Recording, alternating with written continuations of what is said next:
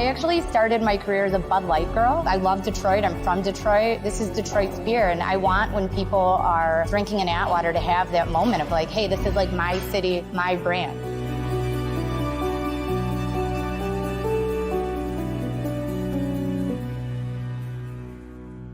It's pretty cool to be sitting in here right now, and we have beer in front of us. I mean, come on, this is a true interview. If we've got in a brewery, we've got beer in front of us. What are we drinking? So today we're drinking our Pink Boots brew. So this beer actually doesn't come out until March 8th, which is International Women's Day, and we brewed this in collaboration with the Pink Boots Society.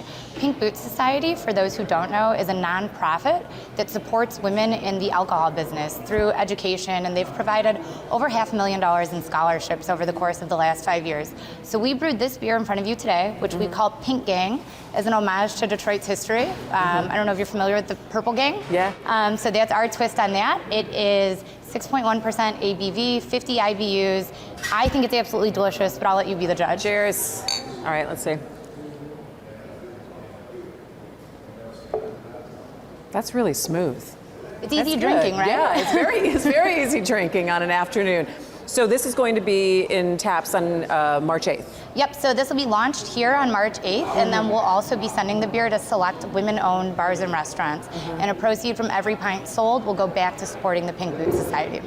It's nice because we don't often think of women in the beer business. No. It feels like it's a male-dominated field, right? It is a male-dominated field, so less than 2% of beverage executives are women. So I'm really honored to be in this position today, and I'm super honored that you guys took the time to sit down with us and just talk about, women in beer. You may have noticed we've updated our logo for the month. Yeah. So our traditional Atwater man is an Atwater lady. That's right. With the pink, I like it very much. So, Katy, you've only been in this position since March of 22. And you came from California. You grew up in Detroit. You're a Detroit girl, Detroit area girl. But coming here and taking over, what's it been like the last 10 months or so? It's been crazy. Yeah, it's been crazy. So came back from California, landed here in March. It was very snowy, so as if that wasn't enough.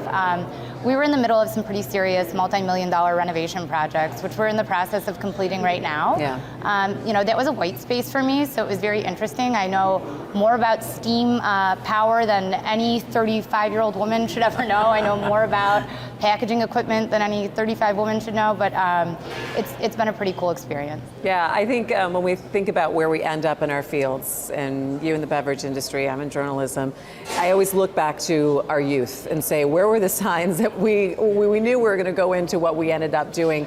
Where was it that it was like, oh yeah, I'm going to end up being the president of a brewery? Well, so it's a funny story, and I don't know that I've actually shared this one yet. So I went to Central Michigan University, and I'll never forget this. I was at a house party, and I was talking to a gentleman who lived across the street, and he was telling me about a professor at the school who was also on the beer judges panel. So this man was qualified enough in craft beer that he was able to be a certified beer judge. And I said, wow, I love beer. I think I want to do that. As many college students say at the time. Right. And this gentleman actually looked at me and said, I don't think you get it. You have to actually know about beer. And my ambition at the time wasn't to go into beer. I was on track to go to law school, and that's what I was preparing for. And it didn't occur to me until I actually became a certified Cicerone, so kind of like a sommelier of beer. That story popped up in the back of my head because it was just so serendipitous to me that someone actually told me, hey, you're not going to be able to do this. And then I got it done. So to me, that's a personality thing. Have you always been like that, saying, oh, you're going to tell me no? Well, let me show you. I'm actually going to do this. I'd like to tell you that I'm more gracious than that, but I think if you asked my father, he would tell you that, yes, that is probably a personality trait. You grew up downriver. I did. And you have a sister. And you told me that your mom passed away when you were younger. That must have been something to adjust and so difficult, I think. How do you think that you and your sister were able to mold yourselves then? Yeah, I think we think about our mom in almost everything we do, right? She was a tough lady. I think as a result, we have to be tough ladies. I'm very blessed also to have a very strong and hardworking stepmom who was able to set an example as well. So I was fortunate to be surrounded by strong women, really as I grew up, kind of all around. Yeah. What does it mean to be a strong woman to you? I think that's interesting, right? Because Yeah. I think oftentimes when you get asked, hey, are you a strong woman? There's this like sense that you can't have any emotion or you can't have any feeling. You can't have any vulnerability. You can't have any vulnerability. And I think it's actually the opposite. I think part of being a strong woman is being really well aware of how your actions impact those around you and having really strong empathy for what other folks are going through. I actually don't produce anything here, right? I don't brew any beer. I don't serve anything out of the taps. I don't do shipping and receiving. But having a team around you that you treat with empathy allows them to feel really excited about what they do every day, and then they get up and go and they work hard for you. And I think that's what real strength is. Take me back to Post Central when you said, yeah, now I'm going to get into the beverage industry. What kind of doors did you have to I guess, knock down or knock on to even get the start? Well, and so that's like a funny story too. That's that's a little bit less beautiful, I guess, than becoming But see, a but that's the most Cicerone. interesting part is the stuff that's not pretty, you know? And it wasn't. So I actually started my career as a Bud Light girl after Central. So literally just going around to bars, passing out beads, passing out stickers, and talking to folks about Bud Light Lime, right? In shorts, the whole thing. Super. And what did you think about that at a couple points? Well, to be honest, I had bills to pay. So I mean, what I thought about it was like, you got to do this. So, so you go out there and you get it done. And I was really fortunate while I was doing that, that one of the gentlemen who worked for the distributor noticed that I was pretty good at getting people to buy Bud Light Limes of all things, and asked me if I wanted to interview for a sales job. So I think it's important to pause there, because when you talk about Women's Month and when you talk about women in beverage, it is important to acknowledge our women mentors, but I think it's also really important to acknowledge the male mentors who have taken us along for the journey. Yeah, that not take a chance, but said, I see potential, and because it is more difficult for you, let's be honest, it was more difficult for you to be able to be taken seriously maybe at some point, do you think?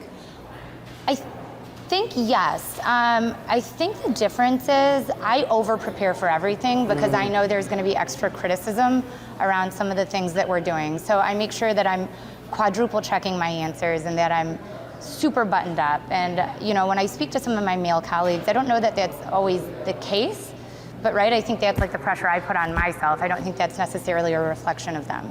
Katy, you're not alone. I mean, I think that is what women, I think we go through a lot, because we want to make sure that we are exactly on knowing that we're going to get the extra scrutiny. When you then started to move up in your career, was there ever a point in your kind of pathway that you said, gosh, I've made a mistake? I don't think there was a point where I said I made a mistake, but there was one promotion I got, and I was probably a little young to get it. So I was working. What was it? So I was working for Labatt in the city of Detroit, and I had to present to our CEO at the time my plan for the year. And I had majored in English and political science at Central, and I was given all these numbers, and I didn't know how to use Excel, and I had to get this presentation done. And this is so embarrassing, and I cannot believe I'm telling you this, because I cannot believe Tell me more. I'm leaning in. I'm drinking beer while you're telling me. But I taught myself how to use Excel in tears, like staying up all night, watching YouTube videos so that I could get this presentation done. And I ended up nailing it, and it went really well, and it actually sent me on a little bit of a track with those guys. But yeah, when I say I was quite literally staying up all night in my tiny little Royal Oak apartment, with like tiny little tears running down my face, trying to figure out Microsoft Office, that was a pretty humbling moment. But let me ask you, was that the sliding door? Was that like a moment that you knew, oh no, I can do this. I can figure this out. I can move myself. If maybe I wasn't thinking that I was supposed to be in that spot, well, now I know that I can be. I don't know that I ever thought about it that way, but that probably is the turning point where I figured out that with enough effort, you can do just about anything. So then you went to California. Yes. And how did you find that end of the beverage? You were at 2 companies? So yes, I went out to California. I actually worked for 3 companies out there. So I kind of wanted to mix it up a little bit. I was looking to get somewhere warm, which is a funny thing to say. I was young. And I took the move out to the West Coast with Boston Beer Company. So they had Sam Adams, Twisted Tea, Truly. And I sold those items for a couple of years, and then I worked on their like more boutique craft business. So kind of like Atwater, but in Los Angeles, a brand called Angel City. And I ran that for about 3 years. And that was when I figured out, hey, craft beer is really for me, like true local craft beer. What about it? What about craft beer? So craft beer is super cool, right? And it's not just because beer's fun. The thing I like about craft beer is the way it brings the community together, right? Having a beer is such a communal thing. Oh my God, and people are so passionate about particular brands and particular types. For sure, and I think a lot of it has to do with the emotional connection that you have with the brand. And so when I think about the way that I worked with Angel City in Los Angeles, you really did feel like this is Los Angeles' beer. And when I looked at the opportunity with Atwater, if we fast forward, I was like, well, this is a no-brainer. I love Detroit, I'm from Detroit. This is Detroit's beer, and I want when people are drinking an Atwater to have that moment of like, hey, this is like my city, my brand. You get the call to, or you see that this position is open. What doors did you have to knock down to even get yourself in front of the people? That was a relentless pursuit. When I tell you they probably thought I was an absolutely insane person, the number of people I called, the number of referrals I called, the number of friends that I called to get me in touch with the appropriate folks to get me this job was crazy. But I was absolutely relentless about it, and eventually, went through the interview process and ended up getting the job. To know that you then were coming back home, what is it about Detroit? Detroit, beer, the connection, and what do you see here now?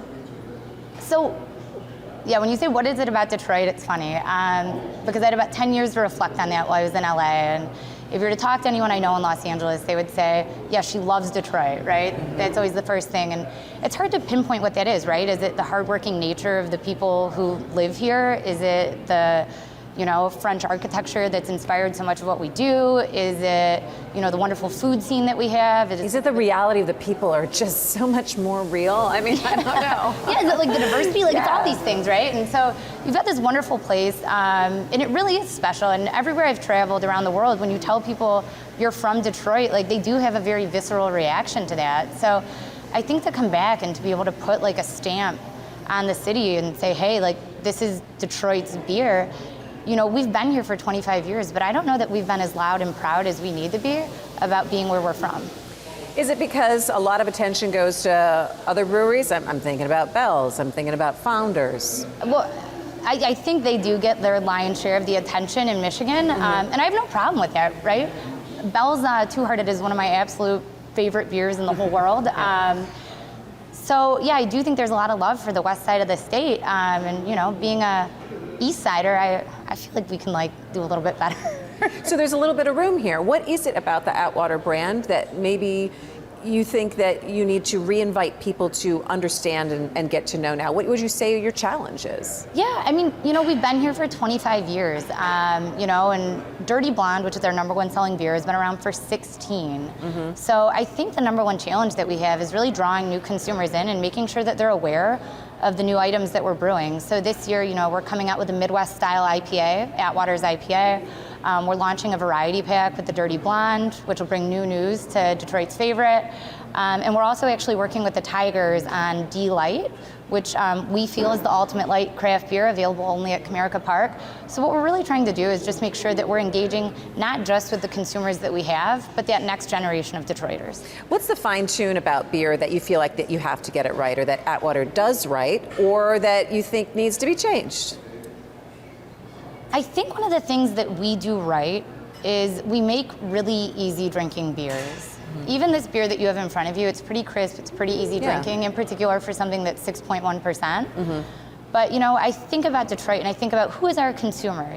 We're hardworking, we're Detroit, we're Carhartt, we're all those things, right? And so at the end of a long day of work, I think you want to crack open a beer that's easy to drink, that really celebrates the day that you had. When I think about craft beer, I sometimes think fussy. Really? That people get really fussy and particular about, well, have you tried this tiny brewery out of wherever, and oh, it's this.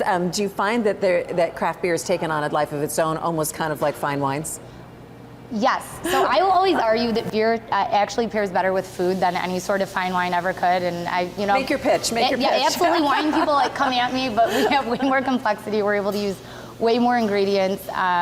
Just the range of flavors is significantly different, right? Yeah. From the roasting of the malts to the varieties of hops, all the different adjuncts that you're able to add in. So there's a lot of opportunity for great flavor in beer that really the wine guys can't get. No disrespect to the wine folks. So I calm down. Yep. But one of the things that I like about beer is that it doesn't have to be fussy and it doesn't have to be pretentious. I'm not a fussy or pretentious person. I like drinking beers because it's easy, it's fun, it's communal, and I think that's what's cool is you get this wide range of flavors. You have this very cool beverage, and it doesn't have to be something that's exclusive or counts anybody out.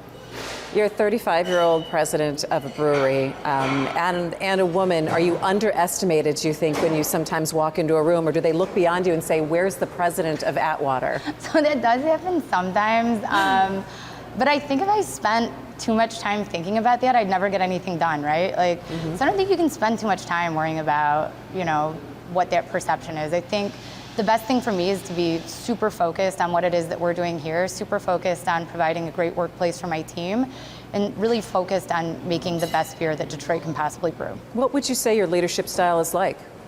Well, I would hope everyone would say it's kind, but I really do think my leadership style, I try to lead by example, and I try to make sure that I'm empowering the people who work for me to do the things that they're supposed to be doing. Mm-hmm. Do you think that there is a different kind of leadership gap between millennials and Gen X? And have you ever looked at it in that regard? And when you're working with people with all different kinds of ages, and you're in that middle spot?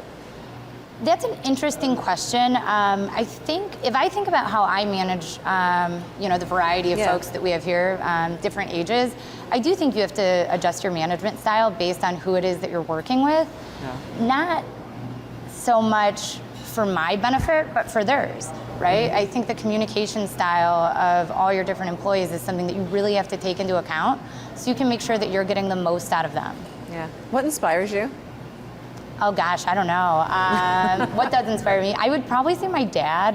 My dad's the hardest worker I've ever met in my entire life. Worked his butt off at Chrysler to put my sisters and I through college. And it was really selfless. I watched him sacrifice a lot to make sure we had everything that we needed. And I think that's pretty inspirational, right? Just that ability to take care of those around you and put other people first. He sees what you're doing now. What did he say when you said you were coming home? Oh, he was so excited. I actually had to keep it a secret because I was like, I don't want to tell him until the stuff is on the truck. You tell all of downriver. It would be like a cross. For sure. To be able to be near home and family, what does that mean to you? Oh, it's everything. When I moved to Los Angeles, I anticipated that I'd be gone for 2 years. And then 2 turned into 5, 5 turned into 8, 8 turned into 10. And I had a wonderful time out there and a lot of experiences that candidly I don't think I could have had here, at least at this age. Mm-hmm. And then when COVID happened, I think that was when it really struck me, hey, life's too short, you need to be around the people that you love. And that was when I really put a lens on, okay, I need to get back. I think what's really interesting about what you're doing also is also pushing the next generation of brewers, and especially looking at women and different people that maybe we haven't seen represented in brewing culture. Talk to me a little bit about some of the initiatives and scholarships that you're doing right now. Yeah, so we talked about Pink Boots, right? So we work with Pink Boots Society for International Women's Month, and then we've also endowed a $50,000 scholarship to Michigan State to support diversity in brewing, and we think that's great. We're excited about it. I think brewing is almost like any other art, where the more diversity that you get from the artist, the better the product you get.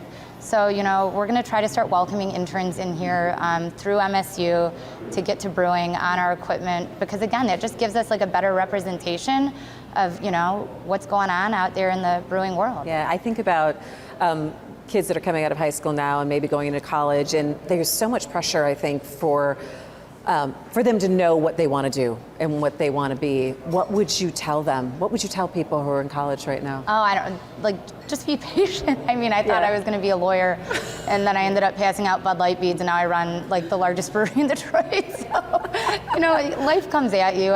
You got to be open-minded, take chances, take opportunities when they're handed to you, but, no one knows.